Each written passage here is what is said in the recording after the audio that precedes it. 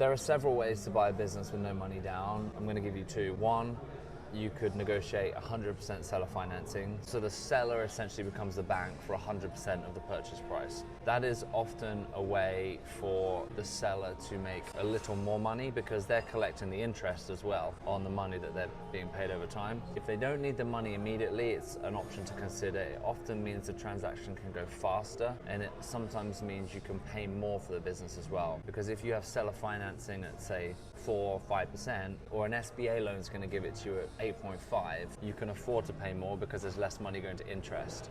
So that can go to the seller. There are some advantages to a seller doing 100% financing and becoming the bank. That is one way to do no money down, 100% seller financing.